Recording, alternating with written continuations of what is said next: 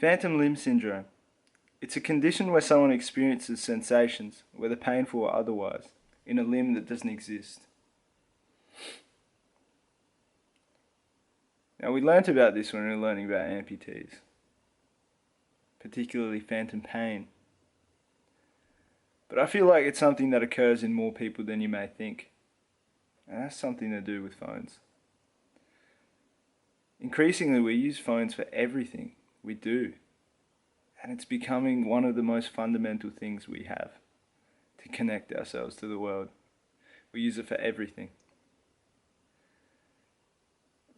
But there's got to be some sort of reprieve. Our brains have not evolved enough to use this stuff to its biggest benefit and use it as a tool, as you would your hands, your arms, your legs. So I'm going to try and explore some of the ways we can cut the slack and be connected, but stay in control. We all have the same 24 hours. Let's make the most of it.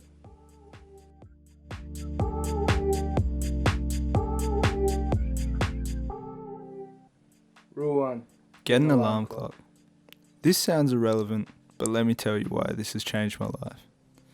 Those last few hours when you're winding down and getting ready for bed are the times when your self-discipline's at its lowest.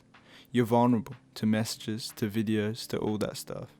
You have to make a decision and prioritize sleep because sleep is what gives you that energy to go about your day. You'll feel sluggish, you're shooting yourself in the knee. The cycle continues as you look through your phone. This follows on to the morning as well. It's the first thing you grab for. Put your phone in the living room, turn off your lights and set your alarm on an actual alarm clock. It doesn't have to be fancy, set it and wake up when it rings. You'll find after a while you don't notice it's gone, and you'll feel better each day. App timers. If you're on Android, this is something that will have a huge effect on your day-to-day. Using it, you can set a certain amount of time you can use that app for the day, and after that it'll grey out, and you can't use it. And you can use it on any app that you feel like you get stuck into a hole and you just keep looking through it. Like YouTube's a big one, eBay's a big one for me. I'm constantly trying to find ways to save money and find good deals, but sometimes I don't realize I'm using up my most precious resource, my time. So app timers, they're really good. Reason 3. So we've saved not the best one for last because this is not in any order, but I think you should try it. I don't want to talk about turning off notifications or hiding apps from your home screen, which we should all be doing. Come on, it's 2020. Record yourself studying. I know it's a bit weird, but I first noticed it when I made my first study video. I just set up my phone, put it on a low resolution setting so it didn't drain too much battery, or just plug it into charge and record for like an hour or two. And you can use it when you really want to get things done. This way you can't even touch your phone because it's recording everything you do. It's a win-win.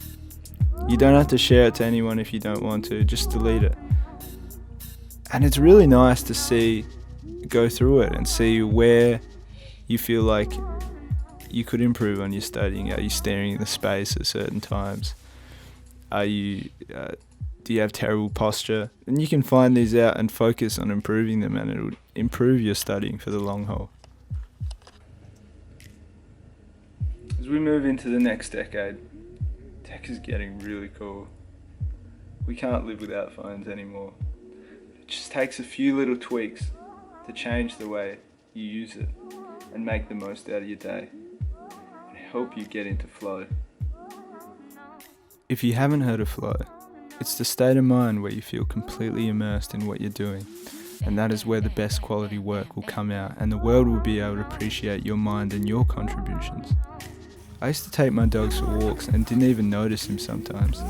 He'd be staring at me waiting to play, with that look on his face, and I had to change, man. I had to move through my life with purpose, because that's where the real satisfaction lies. I hope something good came out of this. Enjoy your week. I'm Cher. Bye.